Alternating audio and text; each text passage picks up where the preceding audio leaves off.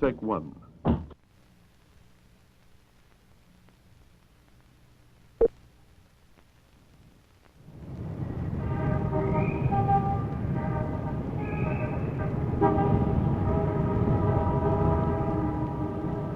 I thought a good way to start is to explain what I do to earn my living.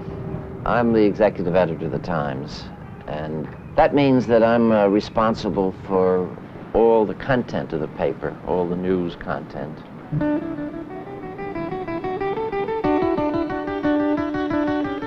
The Times is like it's like a house.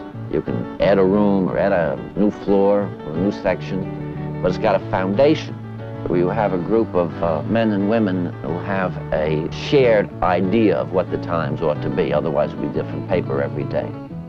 We have a staff of 700 or 800 people, 500 or 600 reporters and editors. I work on 3 or 4 time levels. One is day to day. One may be week to week, involving the magazine. A.M. Rosenthal and Arthur Gelb talked to a group of journalism students. A few of us are at the center of it. Cy Topping, who's the managing editor. Arthur Gelb, who was here, was a deputy managing editor. Jimmy Greenfield's an assistant managing editor. In this office, we discuss the front page around that table. I sit here with my colleagues and we decide what's going to go on the front page. Off to a standoff, and while it's too early to tell. Craig Whitney is the foreign editor of the Times. This constitutes a victory of sorts for the Iraqis. Bill, what's the lead going to be on the Miller story? They decided it's too late for this evening, so... Bill Kovich, the Washington editor, is tied in by a private telephone line. You may want to reefer on Corrupt. It involves a lot of bars, restaurants. The Metropolitan editor is Peter Malonis. Can we give easily an idea intimidated of by the this kind of general thing. state of corruption now in the police department since the Knapp Commission? Is it? I don't think what the reader understands when he looks at the Times each morning, that what appears there has evolved from a series of unending conversations. Any lawyer who's ever practiced law and then come to the Senate is certain that he could write a better Constitution than the one we've got. We're almost always wrong. You having more fun than you had here? When we were winning here, it was fun. You did not cover me when I was a congressman. You were a child. You know, dancers cannot work with the injury. Impossible. I agree, this is war. And in war, anything could happen. If I fight you now, I could kill you, you could kill me. Everything there is exactly the opposite. It's the way communism is supposed to be. Well, I'd say go in there, you know, with a fresh, you're new, and go at it as though you were the first guy who ever got there. Yeah. Some of the most important decisions that an editor makes concern the people whom we send to cover different kinds of stories. You send a good writer out to do a particular kind of story, it'll increase the impact of that story in the newspaper.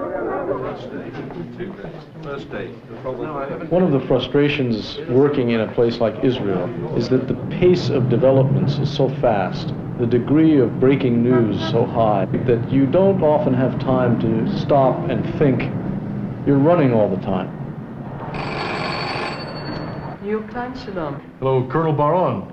Yes, are you all ready to go up with me in the morning to Lebanon? In the early stages of the war, the trips into Lebanon were trips of dashing around from place to place, trying to cover as much ground as possible. Now, as things have settled down a bit, I've tried to dig in more deeply and try to see what life was like under the PLO and what life is like now in this very fluid and uncertain period. Russia Dia refugee camp is one of several camps where Palestinians who left Palestine in 48 had settled. It was a PLO base, as most of the refugee camps were. So I wanted to go in. The army had not allowed any journalists into these camps at all. I was the first correspondent into Russia Dia. Where is his son now? وين هو ابنك الكيف؟ إسرائيل أخذوه في المعسكر.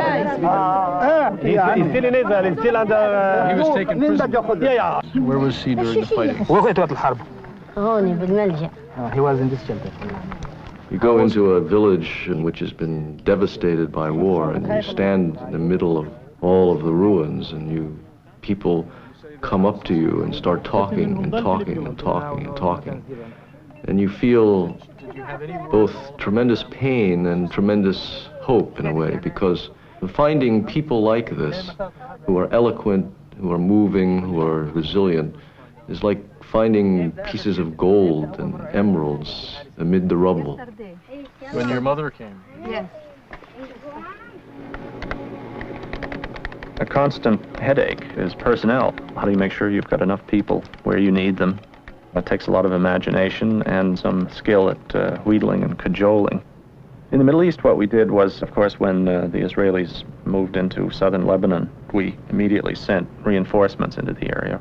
Then, because we had no one in Egypt, since Bill Farrell was up in Beirut, we asked Eric to go down to Egypt for a while, which he did. It's not in our way, not in our hand, you know.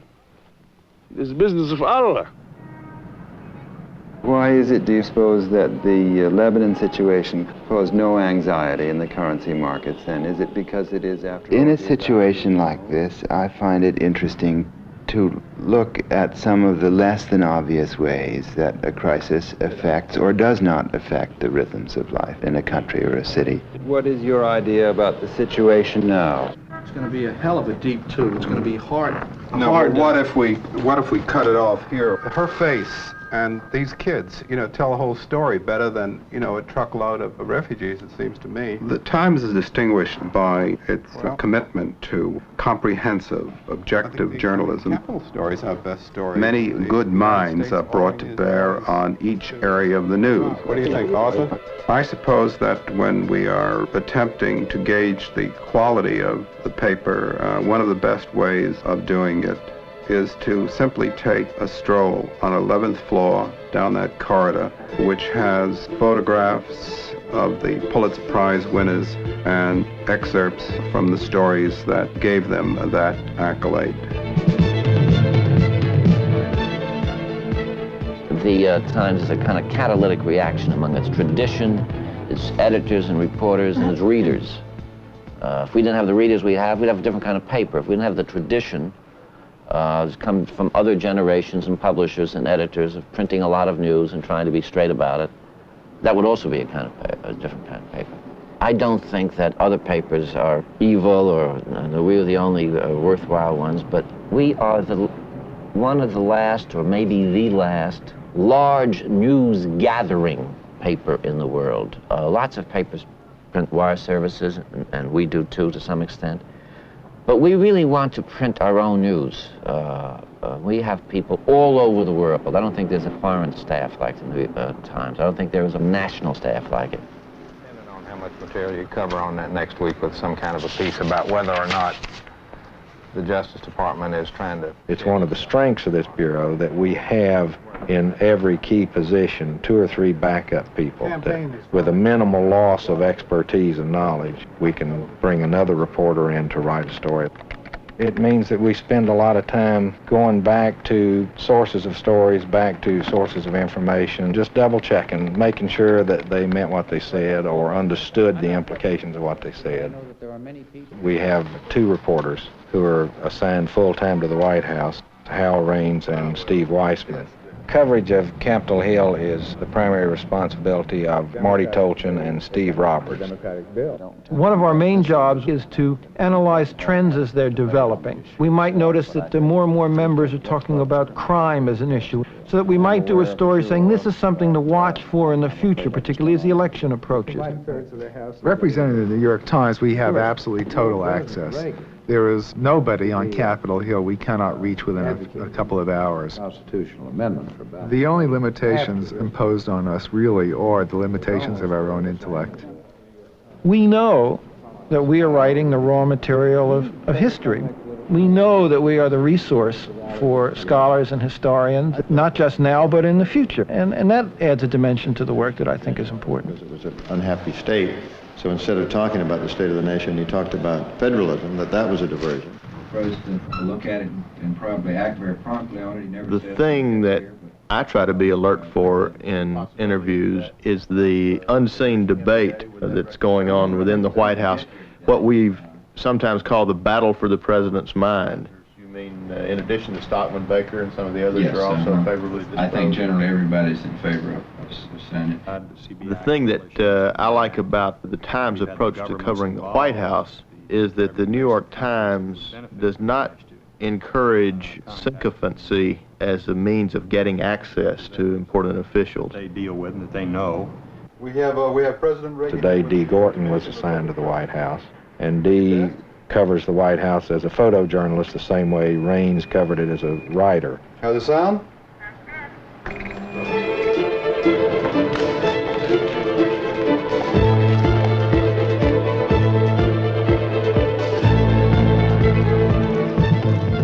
I guess in a way the photographers have to worry about personalities. People want to see what they look like and if they make mistakes or if they come under pressure in kind of strange ways. We're careful, but at the same time we try as much as we can to chip away, which is the thing that I think of doing with the president. You don't know who the fella is exactly when you first see him, but over a period of years, and really it takes a long time to see how this person wears in office, how he changes. The Times is also record. And a lot of the pictures that appear in the New York Times, they freeze people at a certain time in history. And people change. They change the way they look, the way they change the way they move, and they change the people they associate with. And that's my job, is to watch that kind of a change. The news department has nothing to do with editorials. That's a matter of principle on this paper, and I don't know what the editorials are going to say before they're out. Sometimes I agree, and very often I don't. Max Frankel is the editor of the editorial and op-ed pages, and he has his own separate staff. They've always said they would accept them. 3 times a week, our whole editorial board will get together for a quite formal meeting. I don't know there's a more important domestic subject for us to try to get at. There's nothing we can't say, but there are certain ways in which we shouldn't say it. Disaster for something like the provisional IRA to be that far out of attention. We try not to dismiss an argument without first fairly stating it. If you don't engage in real argument, you're not doing anybody any good. You don't fortify the opinions of those who agree with you, and you're merely insulting those who don't agree with you. Teddy White, in one of his books on the making of the president, said, when anybody from Boston to Washington speaks to anybody else from Boston to Washington, by anybody he meant a kind of capital A anybody, they operate on the unspoken assumption that they've both read the New York Times that day. That's pretty influential in itself. Given the rate of bankruptcies, what concerns me is the long-time erosion of industry and the economy. There are very few business and financial journalists who are as influential and well-qualified as John Lee and Leonard Silk, who is himself a highly respected economist. I'm seeing Felix Rohatyn, as a matter of fact, this afternoon, and he's terribly concerned that things look worse than the administration does. There's no growth, and real interest rates are very, very high because the rates of inflation are coming down. Now, I don't think we'll ever get a resolution of this country's budget without slowing down defense growth. But you're not filled with optimism and joy that this is going to happen. No.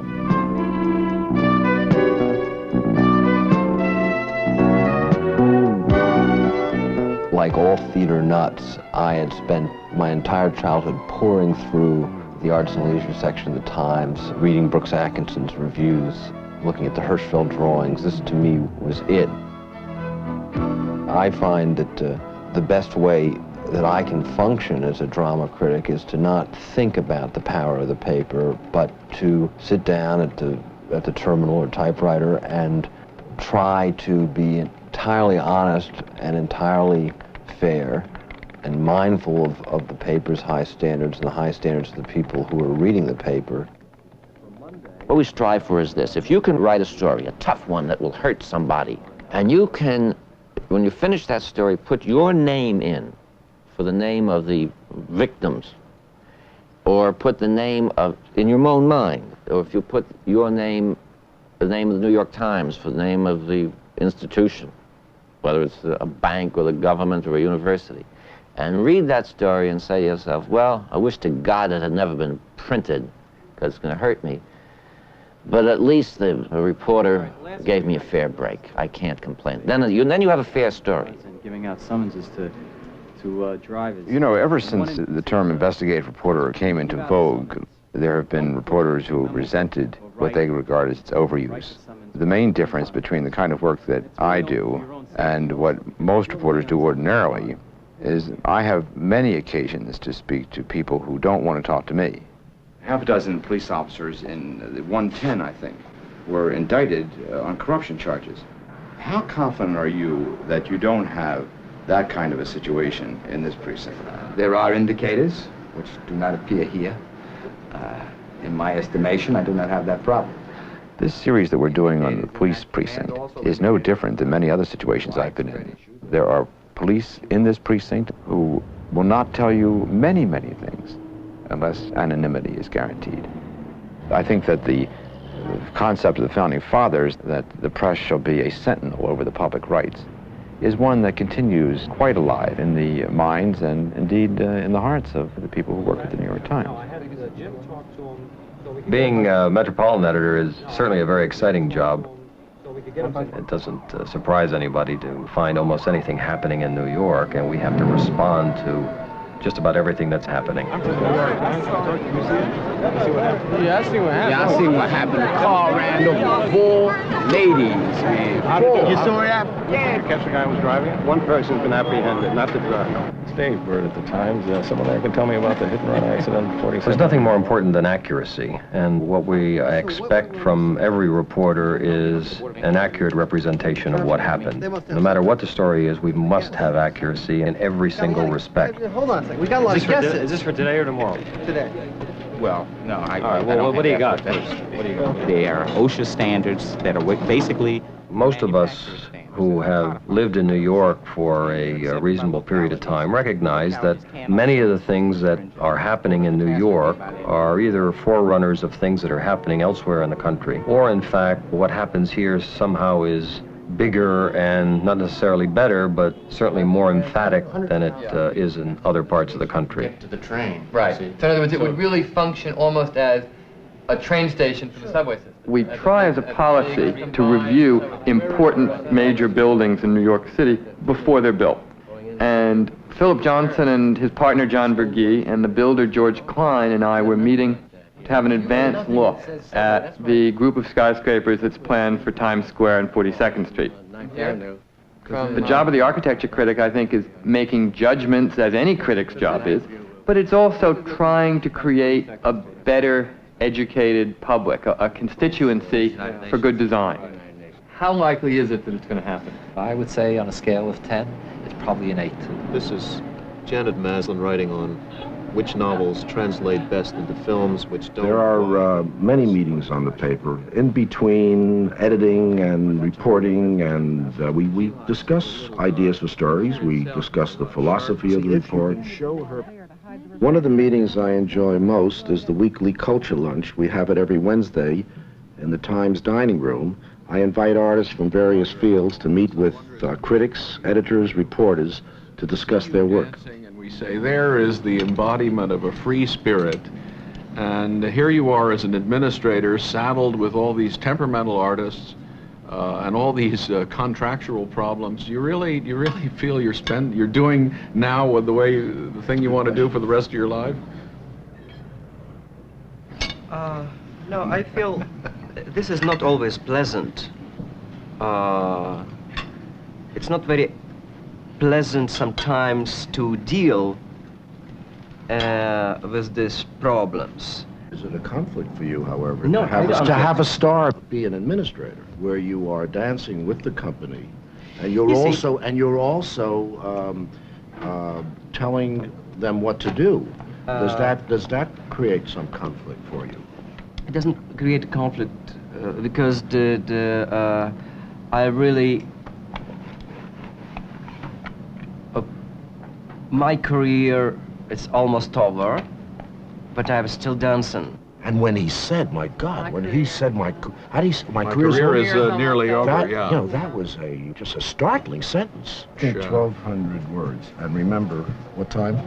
Deadline? 3:30. No, you asked before. Say, Yeah. What time is it? The actual, how much can you have? Well, can you have something by 4 o'clock? How about that? All right. Okay. Okay. All right. Yes, about 3.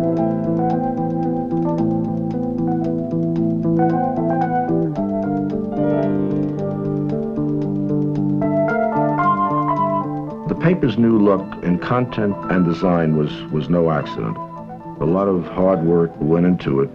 Yang said there's actually a record of the Industrial Revolution. I don't think we could have accomplished the design aspect of the new look without the inspiration of Lou Silverstein, who is the now assistant managing editor in charge of graphics. Because this shows like a... I think if we're different at all, it is in our emphasis on an integration between the design idea, the graphic impact, and the content. And most people give lip service to this, but we really knock ourselves out about it, and it's not easy work. Look, these are our first proofs of the fashions of the times. Now, I forget Glamorous. what it's glamorous. That's the tail end of it, of glamorous. Wait a minute, I'll find you the glam. It's going to be a little hard to follow this up in the spring. You have to start working. Well, no. You could not recreate the New York Times. You get the building and get the presses, but you could not put together this staff in less than 30 or 40 years, because the people on this staff attract each other. We are a paper of continuity. If you're interested in India, Poland, Greece, or whatever, maybe we're not going to tell you something every day. But if you read the New York Times, by the end of that year, week, month, whatever it is, you'll know what's going on pretty well in Poland, or in art, or in architecture, or in China, or in bridge.